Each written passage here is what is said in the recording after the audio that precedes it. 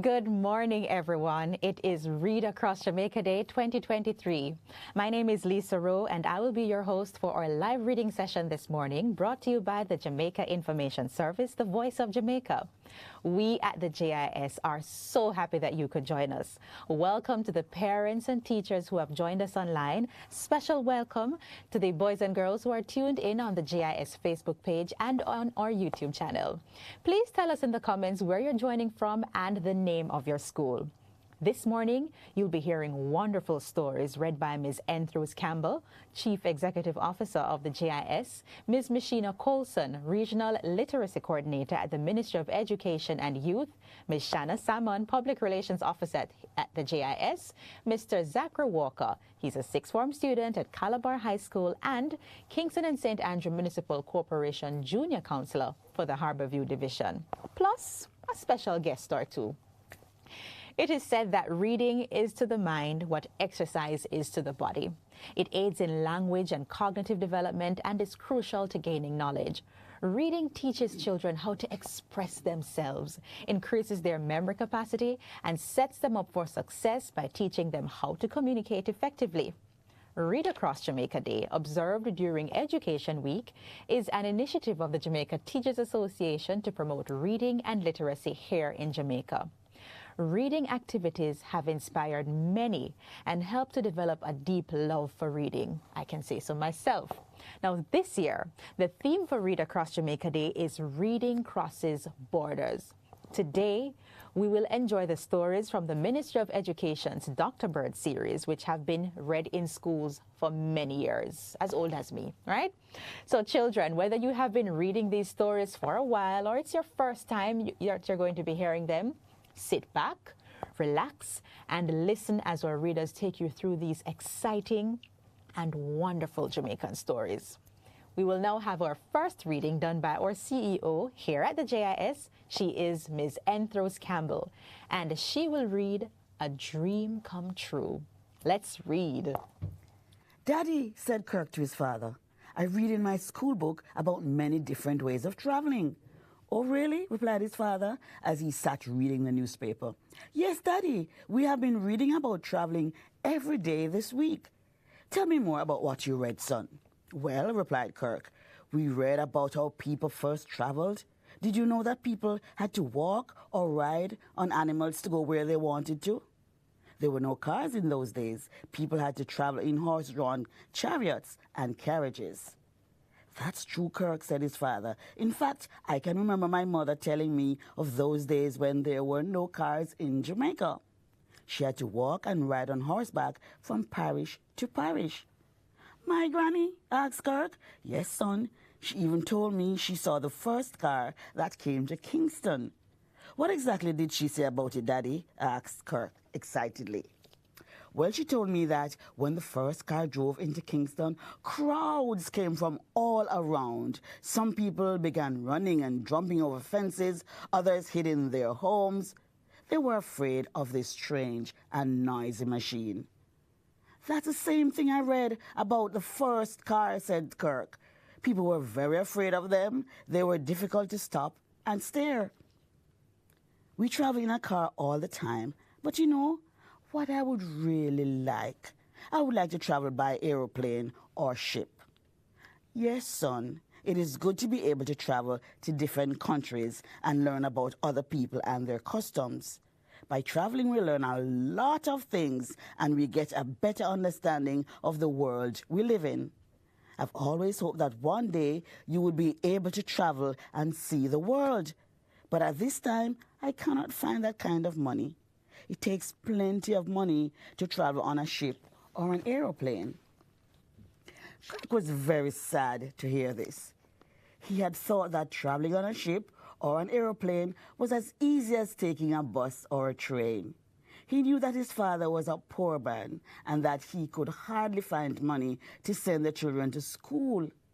It looked like it would be a very long time before he would be able to travel. That night, Kirk sat on his bed thinking about how exciting it would be to travel on an aeroplane or a ship. He soon fell asleep and began dreaming. Kirk dreamt that he was a sailor who traveled to many countries of the world. He had been to China, India, Africa, and throughout the Caribbean. "Come on, Kirk," shouted the captain. "It is time for us to set sail for China." "Okay, sir," replied Kirk as he walked quickly to the engine room. Kirk was one of the 3 men on board the ship who knew how to run a turbine engine. Kirk pushed some buttons and the turbine engine started with a loud noise. As the ship was going off to sea, the passengers traveled to their friends on land. After he was sure the turbine was running well, Kirk came up from the engine room to get some rest and cool air. He sat in the open where he could see the sunny blue sky and smell the sea breeze. "Oh, it's good to be a sailor," Kirk said to himself. "It is like another world out here at sea." Then suddenly, Kirk's attention was held by something coming up from under the sea. "Oh, it's a submarine," he said to himself. "Next year, if all goes well, I will be working on one of those. Just think of it. I will be able to see the world under the sea. Sailors who have traveled in submarines have told me how exciting it is. All kinds of strange-looking fishes and plants under there. But before I can work on a submarine, I will have to finish my studies on how to handle machine-powered engines." Then suddenly everything became dim in Kirk's mind. "Kirk! Kirk!" shouted his mother. "Can't you see you have fallen asleep with the lights on?" Kirk quickly jumped out of his sleep. "It's all a dream," he said to himself. "Oh, I wish it were true." The feeling of being at sea was great, but it was not real. He got up and turned off the lights. Kirk went back to his bed, feeling sad. He rolled over and went back to sleep. This time, he began dreaming that he was a pilot on a jumbo jet. "Ladies and gentlemen, this is your captain," said the voice from the loudspeaker. "Good day, everyone. I wish you a pleasant flight. We will be landing at the airport in New York in 3.5 hours. Lunch will be brought to you in a few minutes." Kirk sat beside the captain flying the plane. After a while, they noticed some black clouds ahead of them. "It looks like there are rough winds ahead of us, Captain," said Kirk. "Heavy rains with thunder and lightning," replied the captain. "Very hard winds too, sir," said Kirk. "Well," said the captain, "we can't turn back now. We just have to hope it will not last for long. I will tell the passengers to get ready for a bumpy ride." As the aeroplane entered the heavy rains and thick black clouds, the ride became more and more bumpy. Kirk could not see where they were going. Lightning was flashing and thunder was rolling. "Radio, back to the airport, Kirk," said the captain. Let them know that we will be going through a difficult and dangerous flight." Kirk tried to call the airport, but found out that the radio was not working. The lightning must have been hit by the lightning must have hit our electrical power, sir," said Kirk. "There is no light on the plane." Suddenly, a woman came up to where the pilots were. "Captain, all the lights are gone and the passengers are in darkness," she said. "This is a real problem, Kirk," said the captain. "I will go and tell them not to worry." During this time, Kirk was busy trying to find out where the plane was and how far they were from the airport in New York. At the same time, he and the other pilot were trying to find their way through the black clouds. The plane was bumping up and down, and it was difficult to fly. They could not see where they were going, and the plane was still in darkness. They had now been flying for so long that there was not much fuel left. If the fuel ran out, the plane would fall out of the sky like a stone. Everyone on the plane would most likely be killed. Then Kirk had an idea. "I must try to fix this electrical problem," he said to the captain. Kirk took up his flashlight and moved towards some electrical wires. He worked very hard to try out all the things he had learned about electrical power. Then suddenly there was a flash of light and then darkness again. "Got it! I found the problem," shouted Kirk. Then lights came on again and stayed on. Electric power was back. "Well done, Kirk," said the captain. "Now let's radio the airport and ask them to tell us where we are." Kirk quickly radioed the airport. The answers came back that they were just above the airport of New York. All he had to do now was to listen to what the men at the airport told him to do. There was just a little fuel left in the airplane. In minutes, it would be finished, so the plane had to land quickly. Kirk could still not see where he was going because of the dark clouds, but he listened to the men on the radio who told him where to fly the plane. As soon as the plane went lower, the clouds became lighter. Soon the pilot could see the lights of the runway at the airport. Only 2 minutes were left for the fuel to run out.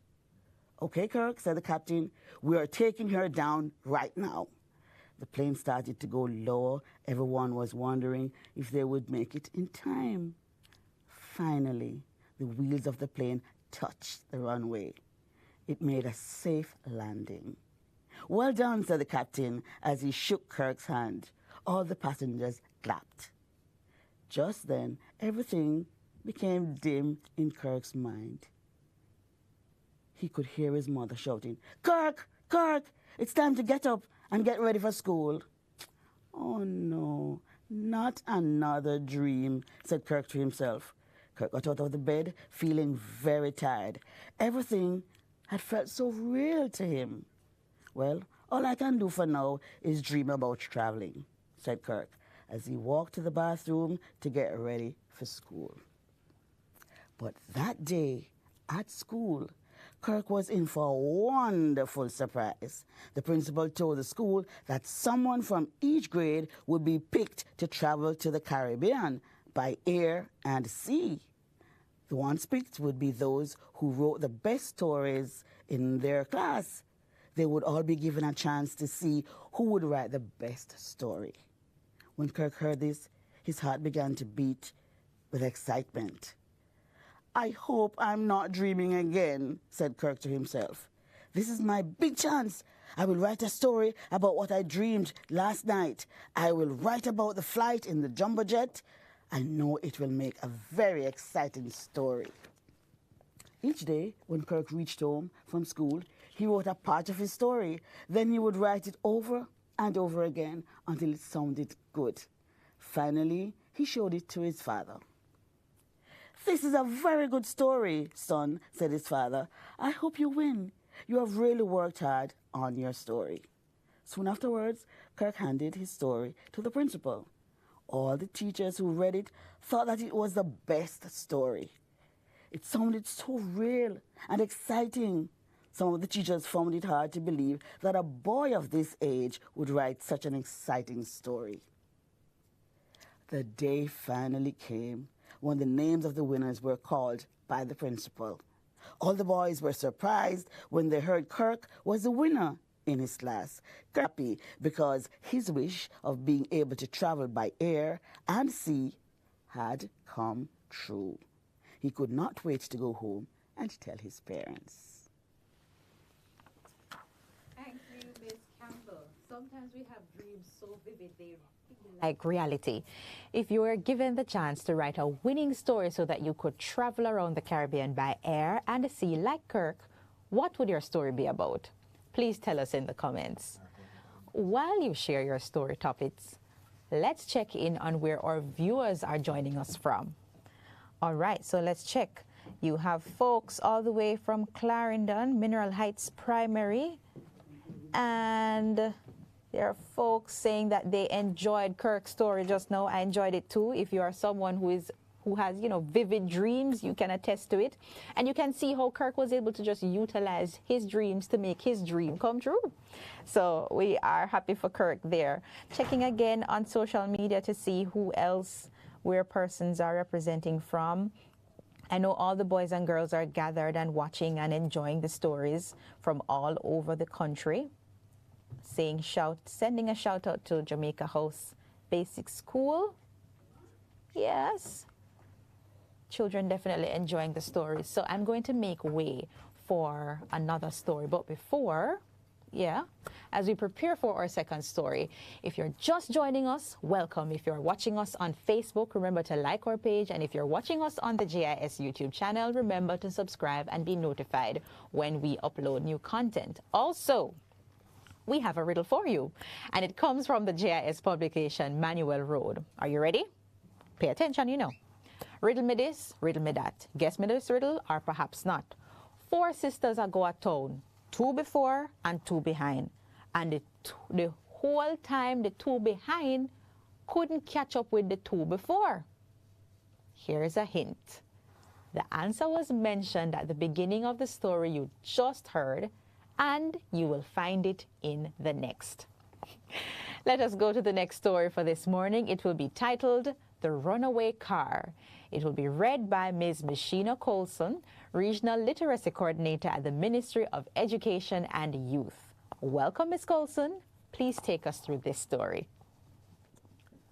The Runaway Car. Donna, George, and Thomas stood and looked at the car in the yard.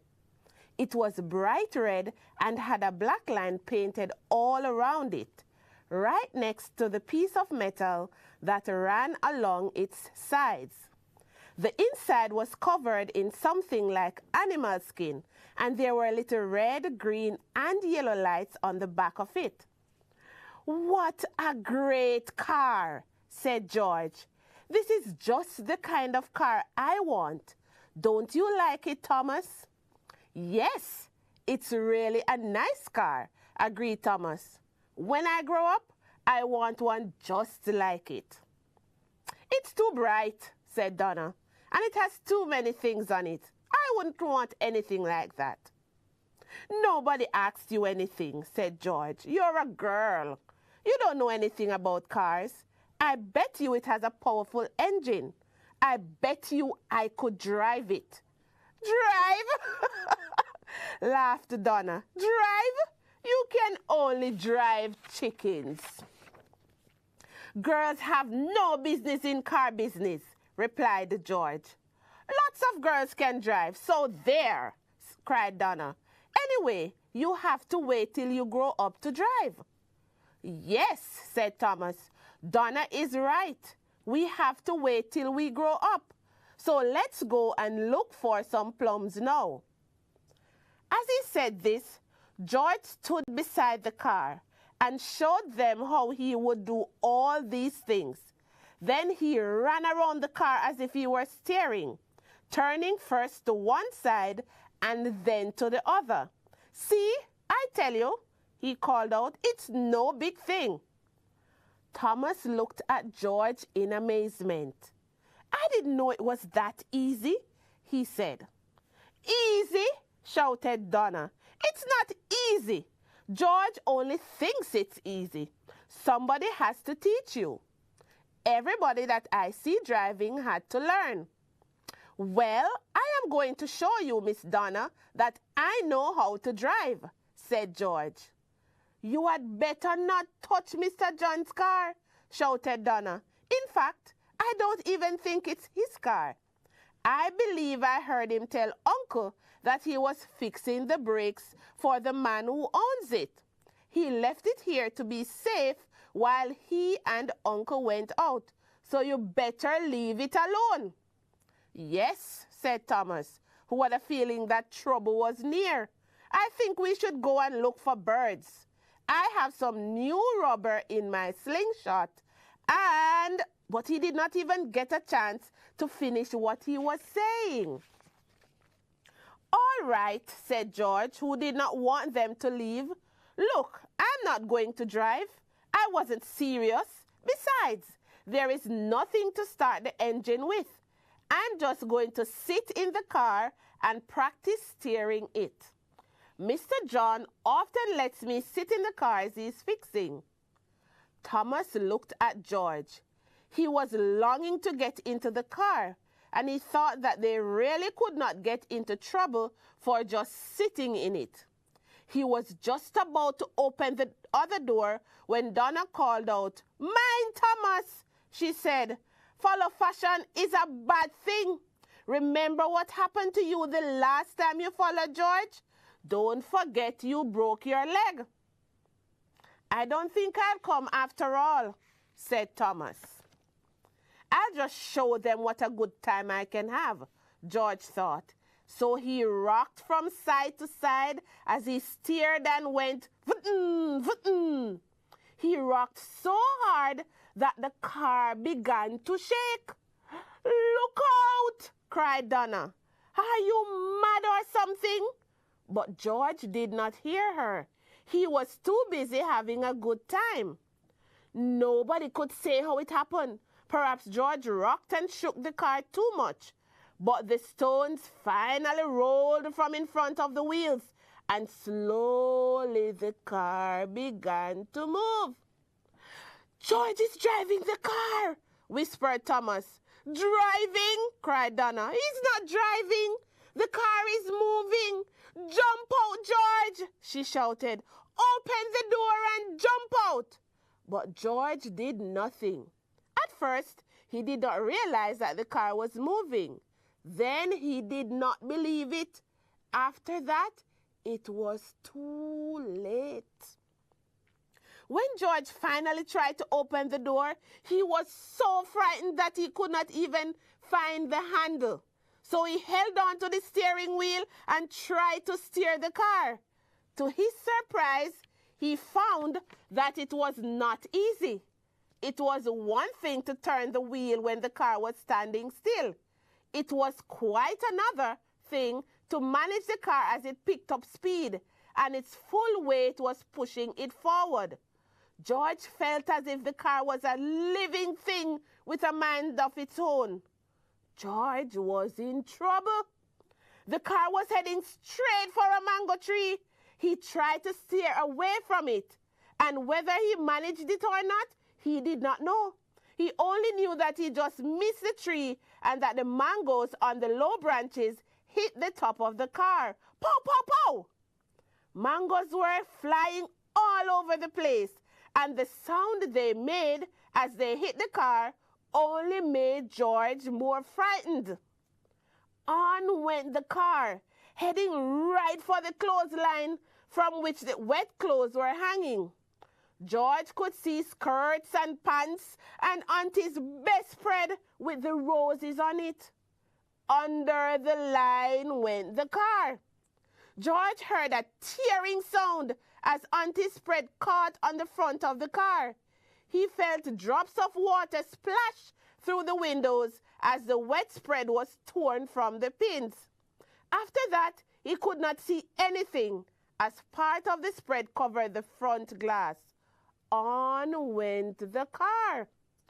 Donna and Thomas had now stopped running, partly because they realized that they could not catch the car, and partly because they could not believe what was going to happen next. They watched in fright as the red car, with parts of the spread flapping in the breeze, headed for Auntie's little chicken house. Thank you, Ms. Golson. Now that was an exciting story. Who would you be in this story? George, Thomas, or Donna? Can you imagine being in the runaway car? I think some of you might choose to be George, just for the excitement. What would you have done if you were in the runaway car? I tell you, George. Do you remember the riddle from earlier? Let's see how many of you guessed the correct answer. Can you believe there is no one that guessed the answer? And it was a very simple riddle. All right, so if your answer was car wheel, then you are absolutely correct.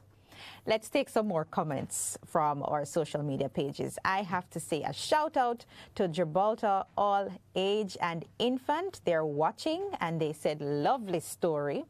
Also, there is Stacy who says she's watching from America. And she is also telling Kirk a good job from the story we had before, A Dream Come True. And Stacy is also saying that story was fun. It was fun, but George might be in trouble at the end of this story, because tearing Auntie's spread, I'm not so sure that's going to work in your favor, George. All right, so let us go to the next story for this morning. It is Midas and the Golden Touch. And it is going to be read by a lovely lady, Ms. Shanna Salmon, who is a public relations officer here at the JIS. But before we go to Shanna, let us check again for some comments on social media. All right, I see folks saying that they were very, very nervous for George. And also, someone agreed with me that George would be in serious trouble for going into the car and causing it to cause so much havoc. Someone else said, great story. They thoroughly enjoyed it. All right, so those are the comments from social media. We're heading back now to Ms. Shanna Salmon, who is going to read Midas and the Golden Touch. Midas and the Golden Touch. Once upon a time, there lived a king by the name of Midas. Midas liked gold very much. He owned a great deal of gold, but he still wanted more. One day, King Midas helped an old man near his palace. This old man was a good friend of the great god Bacchus. The god Bacchus was very pleased with Midas for helping his friend. Bacchus told Midas that he could ask for anything in the world that he wanted, and it would be given to him. Midas thought hard for a little while, and then he said, I would like everything I touch to be turned into gold. Then I will be the richest and happiest man in the world. Bacchus replied, I will give you your wish. When you get up tomorrow morning, you will have the golden touch. You will be the richest man in the world, but you might not be the happiest. Midas was very glad to hear about the golden touch. At last, his wish was going to come true. That night, he was so excited, he could hardly sleep. All Midas was thinking about was the gold that he was going to have. Next morning, Midas jumped out of bed and began to touch things in his room. Everything turned into gold as he touched it. Even as he put on his clothes, he turned into gold. They felt hard and heavy, not light and cool as before. After Midas dressed, he went out into the garden. He saw that flowers were looking very beautiful that morning. He picked a rose to smell it, but as soon as his hand touched the flower, it turned into gold. It lost its sweet smell and became hard and cold. Every flower that he touched lost its color and sweet smell. They all turned into hard yellow metal. Midas went back into his palace. He saw his little girl's doll lying on a chair. I am sure she would like a gold doll, he said to himself. I will give her a nice surprise. He touched the doll and it turned into gold immediately. Just then, his little girl came running from the garden. She was crying. All the flowers are dead, she said. They are all cold and hard and yellow. Then she saw her doll. She picked it up, started to cry even harder. What has happened to my doll? It is hard and yellow too. Midas left the little girl and went to have his breakfast. The food on the table looked and smelled very nice. He sat down and took some bread and put it in his mouth. But he almost broke his teeth on it because soon as he touched it, the bread, it turned into gold. He took a cup to drink, but it turned into gold. Midas could not get anything to eat or drink. He began to feel very sad. Just then, his little girl came into the room. She saw that her father was looking unhappy. What is the matter, father? She asked, running to him. Without thinking, Midas hugged her, and immediately she turned into gold. Midas was shocked. He did not know what to do. He shook her and called her name while the tears rolled down his face. But his little girl was cold. She was lifeless. She was a golden statue. Midas was unhappy. He left his little girl and called for his chariot. He traveled as fast as he could go till he came to the home of the god Bacchus. With tears in his eyes, he told the god what had happened and begged for his help. If you wish to lose the golden touch, said Bacchus, go to the river Pactolus at sunset and wash in its waters. King Midas hurried to the river and waited till sunset. Then he walked into the water. As he came out, he felt as if a great load was taken off his back. He went and touched a flower that was growing on the riverbank. Nothing happened. He touched it again. Still nothing happened. Midas laughed and shouted for joy. The golden touch had gone. Quickly, the king filled a jug with water from the river. Then he jumped into his chariot and drove home as fast as he could. He took the jug of special water and ran to the room where he had left his little girl. She was still standing in the same place, a cold, lifeless, golden statue. Midas went up and threw the jug of water all over her. Immediately, life came back into the little girl, and she ran to her father. Midas hugged and kissed her. Now I know, he said, that riches are not everything. Riches do not always bring happiness. Wasn't that an interesting story? Imagine all the things you could turn to gold if you had the golden touch. But just like King Midas, you would have to be very careful about what you touched. Tell me, if you could ask for anything you wanted in this world, what would you ask for? Tell us in the comments. I have to say a special shout out to Angel's Infant School in Spanish Town. They are watching us and they had fun with that wonderful story. I must say, if I was in King Midas's position, I probably would have asked for something else. And he realized pretty quickly too that riches wasn't all what life was about. Checking the comments again, folks saying that they are enjoying the stories so far. We have you covered. So we have one more story for you this morning, and I'm getting the excitement, building the excitement for you, because it's a very special young man from a very special high school in Kingston. And I won't get myself into any trouble. But when I tell you who Sir Zachary is and the school that he attends, you will see why I have to give them a little special touch this time around, like the Midas touch, right? So checking again with the comments to see what folks are saying on social media. Remember, if you're just tuning in, you are watching JIS's Read Across Jamaica Day or live session here.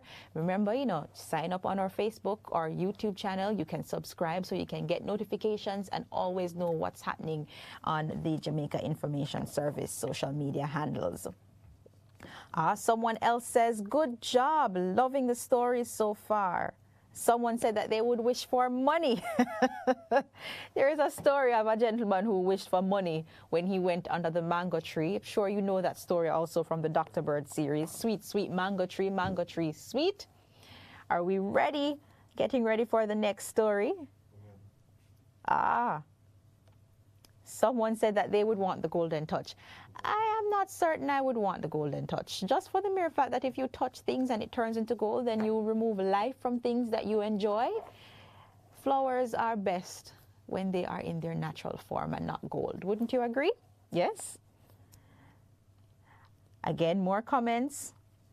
Folks enjoying the stories. Happy Read Across Jamaica Day. Another young lady says, her name is Sharon, she says, happy Read Across Jamaica Day to all the children, all the boys and girls across Jamaica. All right, so ready for our next story coming up. As I said, I'm building the anticipation. This is our final story, so you're going to have to leave the feed, and we hope that we've been able to whet your appetite to realize how wonderful reading is. Reading takes you to a world all to yourself. I remember as a child, I loved reading, and I still do. Love reading. That's how you escape reality. And you're transported to a completely different world, and you're able to build your vocabulary. So ensure that you're always reading and having that rich appetite for reading. All right, so we have our final story, and I teased it before. We're going to be joined by Mr. Zachary Walker. He is a sixth form student at Calabar High School in Kingston, and he is also the Kingston and St. Andrew Municipal Corporation Junior Counselor. And he will read the final story for the morning. It's called Keep Your Feet on the Ground. Welcome, Mr. Walker. Cece lived with her grandmother up on the mountain where they had a little farm. They grew some corn and yam and had one cow. The cow usually gave them enough milk to put in their cocoa and porridge, or perhaps to make a pudding, and there would also be a little to sell to the other farms on the mountain. But whenever there was a great deal of rain and the grass was rich and green, there would be more than enough milk. Then Cece would carry this large pan of milk on her head and sell in the village. Cece thought that her life was hard because she had to do all the work on the little farm. Her old grandmother could not do much as she could hardly see anymore and walked with a stick. Cece would often dream of what it would be like to move down from the mountain and live in the village. Can you imagine how exciting it would be to live in the village, Granny? She would say sometimes. We could have electric lights and hear music on a radio. Then her grandmother would shake her head and reply, "That is not all to life, girl. Take care not to fly past your nest." Cece would just laugh. "I don't want to hear fly, Granny. I don't want to fly, Granny," she would answer. "I just want to live in the village." It seemed that Cece did not understand what any of the things her grandmother was trying to tell her. She just thought that her grandmother was getting old and could only remember a few foolish old-fashioned sayings. Her grandmother realized, and so she would say, "Dreaming is not a bad thing, Miss Cece. Just remember, when you dream, keep your feet on the ground and don't lose your head." Then Cece would run off laughing and shaking her head like a little goat. "Look, Granny," she would shout, "my head can't drop off. I can't lose it." "You can laugh, you foolish girl," her grandmother would reply in a serious voice. "Perhaps one day when you shake your head, you will lose it." One day when the grass was rich and green on the mountain, Cece set out for the village. Cece was happy because she had a pan of milk on her head. The cow had given much more milk than usual, and she had a great deal to sell. She walked slowly over the bumpy road as she began to dream of what she would do with the money. "When I sell this milk," she said to herself, "I'll get more money than we need for things we usually buy. I'll be able to get her food and oil for the lamps. I will still have money left over, so I think I'll buy a hen, and after a while there will be enough eggs for the hen to set. Soon there will be little chicks. It will be no problem to feed them," she went on. "I can give them some of what we grow. It is really only good to be given to chickens to feed. Then, in no time at all, they'll be big enough to be sold." Cece smiled to herself as she crossed a little river that ran across the mountain road. "With the money that I get from selling the chickens, I suppose I can buy some rabbits," she thought. "It will be no problem to feed the rabbits. I can give them some of the grass and bush that grow on the mountain. Everybody knows that rabbits have a lot of young ones, and they also have them very often. So in no time at all, I'll be able to sell rabbits. In fact, there will be so many rabbits that I should make quite a lot of money." With the money from the rabbits, she thought, "I can buy 2 pigs. Everybody knows that pigs eat anything, so it will be no trouble at all keeping them. Of course, in no time at all, I will have a number of baby pigs. I'm sure I can sell the pigs easily. I hear that there's even a factory that buys and sells the meats in town. I'll buy some goats. Goats are just the thing to keep up on that rocky mountainside. Everybody knows that they will find grass and bush to eat, even when there is not much rain. In no time at all, I will have a herd of goats. I'll be able to sell goat's milk, but most important, when I begin to sell the goats, I'll really be in business." As Cece came close to the village, she passed fields with all kinds of crops and animals. She noticed how flat the land was and smiled. "I know what I'll do next," she said to herself. "I have decided. I will take that money that I get from selling the goats and buy a farm on this flat land. Of course," Cece went on, "I will still have chickens, some rabbits, some pigs, and some goats up on the mountain at Granny's yard. I can move some of those down to my new farm and leave some for her. Or perhaps she will want to come down and live with me.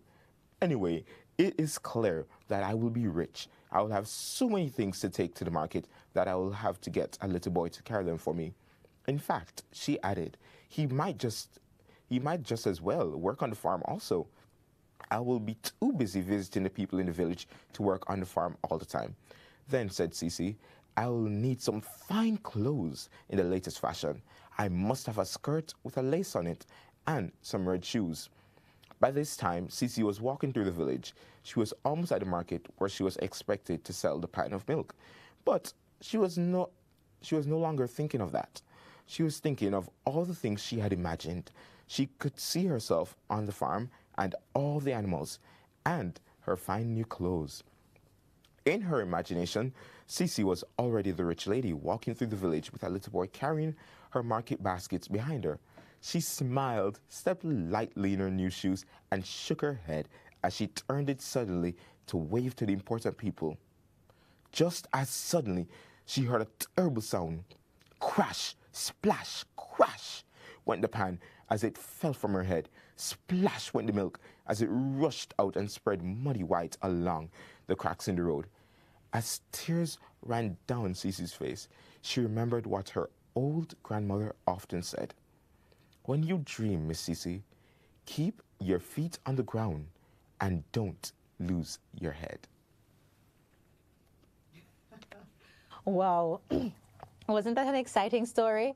What do you think happened to Sissy's feet that made the milk spill? Have you ever daydreamed like Sissy? Thinking about the future what the future could hold? Well, just like Sissy's grandmother said, just remember when you dream, keep your feet on the ground, don't lose your head. Let's go again and check the comments. Here we go. We are hearing lovely stories. Let's see if I can find my favorite stories out of all the stories that we have read so far. I liked King Midas with the golden touch, but I think my favorite perhaps is the runaway car, because I can see the mischief in George, and I can just imagine, you know, a little child being that mischievous and getting into lots of trouble. And what I think sold it for me was the throwback of the word spread. Yes. I mean, some of you young folks may not know what spread means, but it really is just a sheet set that you put on your bed. But back in my day, we call it spread. And you put on your best spread at Christmas time. And I could tell you stories about Christmas time and the sheet spread. So yeah, that was a throwback for me. I also enjoyed A Dream Come True, because Kirk, with his very, very vivid dreams, was able to, even though he was disappointed, you know, each time Kirk had a dream and he realized it was a dream, he was extremely disappointed because he realized I was just dreaming. But that's the theory, that's the story of turning, you know, lemons into lemonade.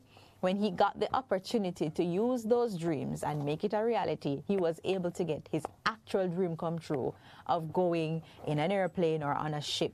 So don't waste those stories. I mean, I can remember sometimes too, if you're as old as me, where every summer you'd come back to school September morning and the first story or the first assignment was write a story about your summer holidays. And I would say to myself, nothing really happened, nothing much has changed. But because I was such a good reader and I love to read, I would, you know, include some things from my dreams and from my imagination as the things that I wanted to happen over my summer holidays. And so I was able to write my stories and I got good grades. So folks, reading really and truly does make it a man. Now, let's hear what else we have happening on social media. Someone said that their favorite story was the runaway car too. Yes, just imagine being mischievous, getting into the car, and all of a sudden the car is moving and you think you're driving. And you are going to be in some serious trouble. My mother would say you pay for roast and boil later. So you folks don't know these things and I'm educating you. So you're learning about reading and you're hearing some old Jamaican sayings. Melissa Salmon said that her favorite story was of King Midas. King Midas' story teaches the importance of the simple things in life that we take for granted. You know, the things that like smelling roses and getting a hug from a family member, from a loved one. That's important, and not necessarily riches, yes. So King Midas, that story also had a very, very important theme or moral there. Let's look again for some more comments and some more schools who are joining us now. I know other schools across Jamaica are having their moment. They're having their Read Across Jamaica Day events. When I dropped off my son this morning, the daycare, they decorated the school with balloons, and the children walked in and they could tell the colors. And can I confess? I kind of allowed my son to have his book while we were transporting him this morning, and he was reading his stories, and he was telling me about all that he was seeing on the drive there. So all those things make for rich stories, and it's why you should read, read, read, and read. Reading maketh a man, and I'm telling you, you will appreciate and you will understand why reading is so important, boys and girls, when you get older. Now, tell me some of the stories that you write when you come back from your summer holidays. Outside of telling me what you did for summer, you can tell me about the stories that you would have written in school. Let's see if we have some comments here. Okay. All right. Someone mentioned one of the stories that we would have had last year that they remembered, and that is the Catwoman and the Spinning Wheel. I remember that story to this day, and even now I look back and I say, man, whoever wrote that story had a very, very vivid imagination. Very vivid imagination. If you don't know what the story of the Catwoman and the Spinning Wheel is, go and look it up. Go and read it. But I guarantee you, you will enjoy it. Checking again on social media. Folks speaking about their favorite stories. Sweet, sweet mango tree sweet. Another story, I believe that's also in the Dr. Bird series, another fun story. And that teaches the importance of not being greedy and to be learn to be satisfied with what you have. Going again. Hi, boys and girls. Thank you for joining us. Folks, if you're wondering what you're seeing right now, it is all about Read Across Jamaica Day 2023 under the theme Reading Crosses Borders. Ladies and gentlemen, boys and girls, thank you for taking the time to join us for our special Read Across Jamaica Day event today. And I must encourage our parents, ensure that you are reading to your children. When you start reading to them from a very young age, it develops the appetite for children to want to read. And so it won't be a struggle to get them to read. All right? All right. So checking the comments again on social media. Oh, someone finally figured out the riddle that we asked earlier. And yes, it is a car wheel. I think it was two sisters, two in the front, two in the back. Yes. Someone else is mentioning their other favorite story, a cow called Boy. I know the story, but I don't remember the details of that story. So now you are encouraging me, Patrice, to go and read that story. Thank you, Patrice. Zachariah Z. Is he the one with the dumpling head? Yes. And I think he woke up, found the dumpling in his bed, and decided to eat the dumpling. And what else happened to him? I'm trying to remember. There was another story too about the fat little girl who had the mangoes, and the mangoes were telling her, don't eat me. And she decided, listen, I am hungry. I'm going to eat the mango. But she actually wasn't hungry, no. She just loved food. And so she ate the mango, and the poor little thing, I think she wasn't able to open her mouth. So ladies and gentlemen, boys and girls, thank you for taking the time out of your day to spend with us, that we could read some authentic Jamaican stories to you. Thanks also to our readers. And I mentioned to you that we have a special guest. A very, very special guest. I mean, really special guest. Are you ready, boys and girls? Are you ready to hear who that special guest is? We have a special guest who has a message, or more like a story for you. I'm speaking about none other than Prime Minister, the Most Honorable Andrew Holness.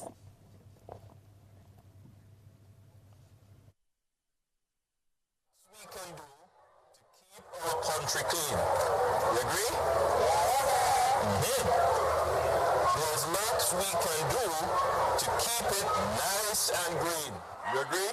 Yes, sir. We can all make a start. We can all do our part.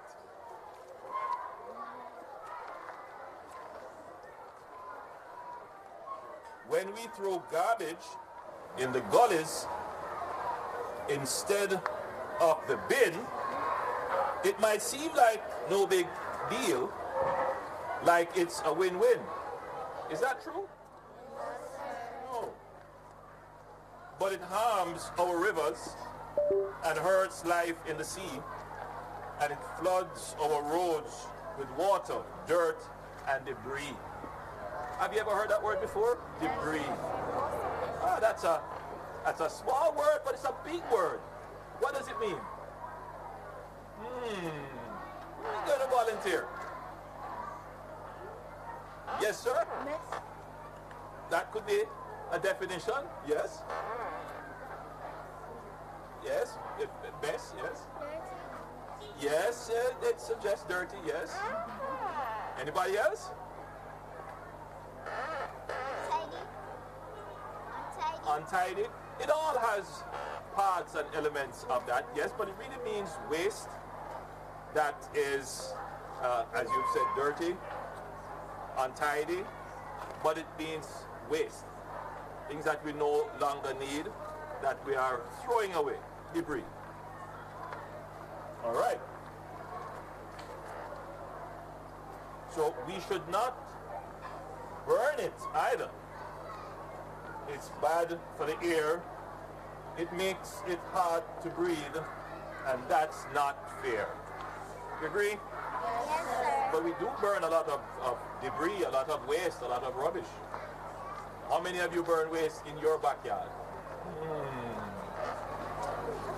And why should we not burn waste?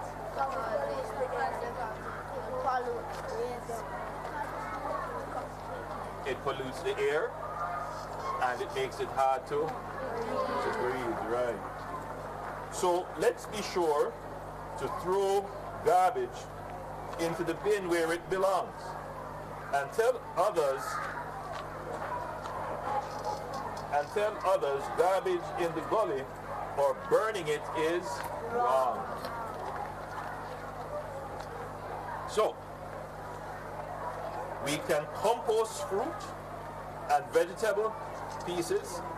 It helps plants grow while our garbage decreases. Now here's another small word, but it's a big word. Compost. Anybody knows what that means? Vegetable skin. It's the skin of vegetables. The skin of vegetables, but that goes into making a compost. Yes. Anybody else could tell me? When you're using things like apples and those things, you use the waste that left back and to make compost. Yes. Like when you are taking off any vegetable skin or any of that, you throw it in that. Don't like have a container in there, throw it in there and Right, so you all have an idea of what composting is. So composting is the process of breaking down, I'm going to have to use a big word, organic waste, meaning natural waste. Meaning, for example, the peel of an orange or an apple or your leftover vegetables or pieces of uncooked meat or meat that you are disposing from after dinner. So you can take all of that and you can put it in a hole in the earth, but make sure to cover it so that the bacteria, another big word, and other organisms that live in the soil can literally eat it and break it down into what we would call fertilizer. Everybody understands that process? yes, sir. Yeah, so nature has a process of breaking down waste and making that waste useful. And what is that useful thing that nature can create from waste? A fertilizer, a compost. Because you can then use that in your garden to grow more fruits and vegetables. So you see, it is a cycle. So you eat your fruits and vegetables, the waste from it, you put that through a process. So instead of throwing it into the gully, you can put that natural waste into the ground, into a hole, properly covered, or into a bin or a container that you properly cover. You would leave it for a few weeks, and then when you come back, it's like earth, it's like dirt. And you can take that and use that as fertilizer in your gardens. All right, and that is what we call an environmentally friendly way of disposing of waste. So you can do your part by composting. Everyone agrees? Yes, sir. So who is going to do a compost in their backyard? Who is going to go home and say, Mom, Dad, instead of burning the waste or throw it into the gully, let's make a compost. All right, that's a good start. That's a good start. All right. But there are some waste that are not naturally occurring. Did I say it simply? But there are some waste that is man-made. So, like plastics.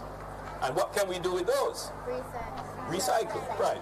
So we can recycle bottles made of plastic and glass. So we will have less landfill waste and more space for grass. Can anybody tell me what's a landfill? A landfill. Have you ever heard of a landfill? No, sir. No? But you have heard of a dump? Yes, sir. Okay, so now we're seeing the sparks go off, the lights go off in your head. All right, so yeah, a landfill.